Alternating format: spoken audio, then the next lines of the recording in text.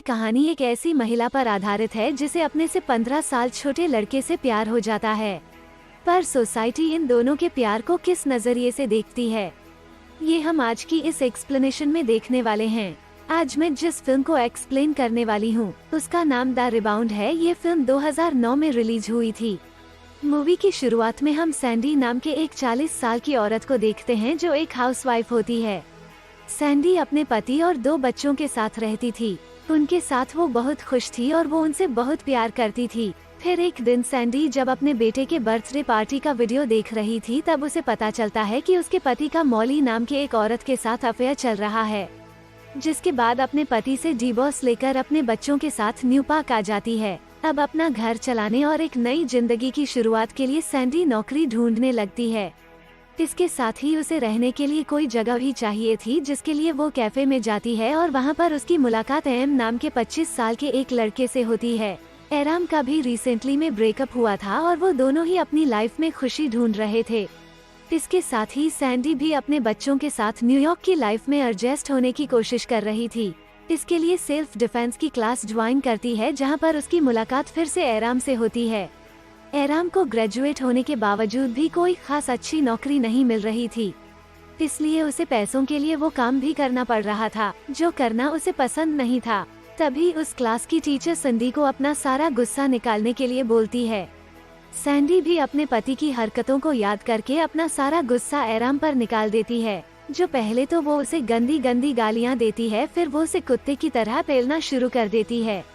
इसके बाद अगले दिन सैंडी एराम से कल की हरकत के लिए माफी मांगती है और उससे पूछते कि क्या वो उसके बच्चों का बेबी सीटर बन सकता है, जिस पर एराम भी उसे हाँ बोल देता है। फिर उस रात एराम बेबी सीटिंग के लिए सैंडी के घर पर जाता है, तब उसे पता चलता है कि सैंडी के बच्चे बहुत अजीब है।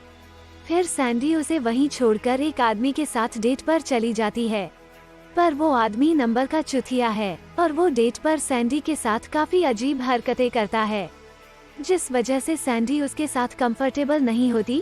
वहीं घर पर एम धीरे धीरे सैंडी के बच्चों का दोस्त बन गया था, पर दूसरी तरफ वो चुतिया आदमी सैंडी के साथ और भी अजीब हरकतें करने लगता है। अब सैंडी इन सब चीजों से काफी परेशान हो जाती है और वो वापस अपने घर पर आ जाती है।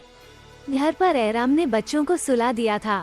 वहाँ पर सैंडी ही एराम को अपनी खराब डेट के बारे में बताने लगती है और वो भी उसकी बातें सुनते हुए रात को वहीं रुक जाता है। फिर अगली सुबह कैफे में काम कर रहा था, तभी वहाँ पर सैंडी के दोनों बच्चे आते हैं और उसे बोलते हैं कि उनकी माँ मर चुकी है।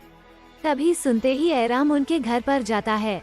जब वहाँ पर सैंडी को चेक करता है तो वो बच्चों को बताता है कि तुम्हारी मोम मरी नहीं है बल्कि सो रही है। इसके बाद हम सैंडी को देखते हैं जिसकी लाइफ अब पहले से बेहतर हो रही थी और उसे अपनी जॉब में भी प्रमोशन मिल रहा था। अब क्योंकि सैंडी का काम भी पड़ रहा था, इसलिए वो है एराम को परमानेंट बेबी सीटिंग की जॉब ऑफर करती है। और उसके इस काम से एराम के मोम डैड बिल्कुल भी खुश नहीं थे, क्योंकि एराम अच्छे कॉलेज से ग्रेजुएशन किया था और वो नहीं चाहते थे कि बेबी सीटिंग वाली जॉब करें। इसलिए उनके कहने पर एराम बेबी सिटिंग के साथ साथ एक बड़ी कंपनी में जॉब भी ढूंढने लगा। अब धीरे धीरे वक्त बीतता है और एराम सैंडी और उसके बच्चों के और भी नजदीक आने लगता है।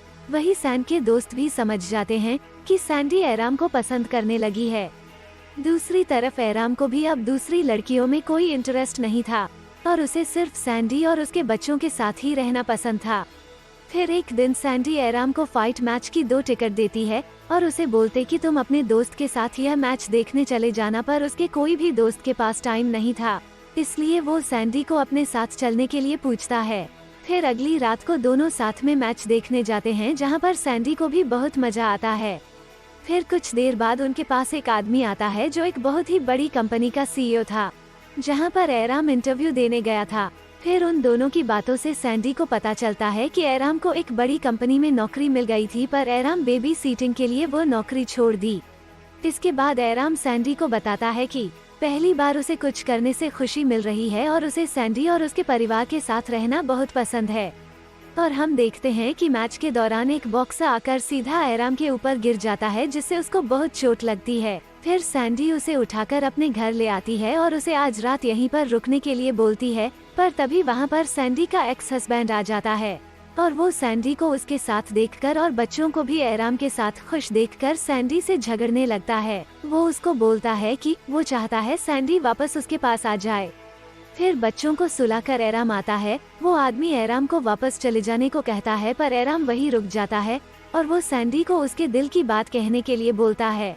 अब सैंडी वो बातें भूल नहीं पा रही थी जो उसने उस दिन सेल्फ डिफेंस की क्लास पर बोली थी। पर जब एराम उसी की बातें वापस बोलने लगता है, तब सैंडी भी उसके साथ वही बातें बोलना स्टार्ट हो जाती है और वो अपने एक्स हस्बैंड को गंदी गंदी गालियां देने लगती है। सैंडी ने अपने हस्बैंड को वो सभी बातें बोल दी थी जो कई सालों से उसके दिल में थी। फिर अपने पति को वहाँ से भगाने के बाद सैंडी एराम को बोलती है कि कल वो उसे अपने साथ डेट पर ले जा रही है। फिर अगले दिन एराम अपने दोस्त को यह सब बताता है। ये सुनकर उसके दोस्त को बहुत बुरा लगता है क्योंकि उसी रात उसका स्टेज परफॉर्मेंस था और वो चाहता था कि एराम भी उसे देखने आए। अब एराम अपने दोस्त को नाराज नहीं कर सकता था, इसलिए वहाँ शाम को सैंडी के साथ उसका शो देखने के लिए आता है। तो खत्म होने के बाद वो सैंडी को अपने साथ एक पार्टी में ले जाता है और वहाँ पर वो दोनों एक दूसरे के करीब आने लगते हैं। और तभी वहाँ पर एराम को उसकी एक्स गर्लफ्रेंड मिलती है और वो उसके पास वापस आना चाहती है, पर उसे इग्नोर कर देता है और वापस सैंडी के पास चला जाता है। पार्टी खत्म होने के बाद घर पर आते हैं और साथ में एंजॉय करने लगते हैं। तभी सैंडी का बेटा उन्हें मजे करते देख लेता है और फिर अगले दिन एराम खुद ही सैंडी के दोनों बच्चों को उसके और सैंडी के रिलेशनशिप के बारे में बता देता है। दूसरी तरफ सैंडी भी अपने दोस्तों को अपने रिलेशनशिप के बारे में बता देती है और उसे यह काफी अजीब लग रहा था कि उसे अपने बच्चों के बेबी सीटर से ही प्यार हो गया था। फिर अगले दिन एराम सैंडी को अपने मॉम डैड से मिलवाने उनके घर पर लेकर जाता है, पर वहाँ पर सैंडी एर की मॉम की हरकतों से समझ जाती है कि उसकी मॉम को उन दोनों का रिलेशनशिप पसंद नहीं है। पर सैंडी को उससे कोई फर्क नहीं पड़ा क्योंकि एराम उससे और उसके बच्चों से बहुत प्यार करता था। पर क्योंकि एराम की उम्र सिर्फ 25 साल थी, इसलिए सैंडी के दोस्त उसके और एम के रिलेशनशिप का मजाक उड़ाने लगे और इसके साथ ही सैंडी को भी लगने लगता है कि वो एराम से बहुत बड़ी है और वो उसकी लाइफ बर्बाद कर रही है। फिर एक दिन ऑफिस में काम करते वक्त सैंडी को बहुत अच्छी फील होने लगता है और तब उसे पता चलता है कि वो प्रेग्नेंट थी। रात को सैंडी इस बारे में एम को बताती है, जिसको सुनकर पहले तो एराम घबरा जाता है, पर बाद में वो सैंडी को बोलता है कि वो भी यही चाहता था कि वो और सैंडी हमेशा साथ रहे। फिर अगले दिन जब वो दोनों डॉक्टर के पास जाते हैं तो डॉक्टर बताता है कि सैंडी प्रेग्नेंट तो है, पर वो बच्चे को जन्म नहीं दे पाएगी क्योंकि उसकी उम्र बहुत ज्यादा है। तभी सुनकर सैंडी परेशान हो जाती है और वो बाहर आकर एराम से झगड़ने लगती है। झगड़े के दौरान एराम से बोलती है कि उनका साथ रहना सही नहीं है क्योंकि वो उससे 15 साल बड़ी है और उनका रिलेशनशिप आगे नहीं चल सकता। अब क्योंकि उन दोनों का साथ में कोई फ्यूचर नहीं है, इसलिए वो दोनों साथ नहीं रह सकते और यह बोलकर सैंडी वहाँ से चली जाती है। अब इसके बाद वो दोनों अलग हो जाते हैं और एराम अपनी बेबी सिटिंग की जॉब छोड़कर ड्राइविंग के लिए दूसरे देशों में चला जाता है और एराम अलग अलग देशों में घूमने के बाद भी सैंडी और उसके बच्चों को याद कर रहा था और वहीं दूसरी तरफ सैंडी एक अच्छी रिपोर्टर की कोशिश कर रही थी और उसे अपनी जॉब में एक और प्रमोशन भी मिल गया था। तब ऐसे करते हुए 5 साल बीत जाते हैं और सैंडी एक सक्सेसफुल रिपोर्टर बन जाती है। वही एराम भी दुनिया के अलग अलग देशों में घूमते हुए वहाँ के बच्चों को पढ़ाने लगता है। एराम के साथ काफी लड़कियां रिलेशनशिप में आने की कोशिश करती हैं, पर एराम उन्हें मना कर देता है क्योंकि वो अकेला रहना चाहता था। फिर एक दिन सैंडी को उसके बच्चों के साथ एक रेस्टोरेंट में देखते हैं। तभी सैंडी की मुलाकात वहाँ पर एराम से होती है और वो दोनों एक दूसरे को देखकर बहुत खुश होते हैं।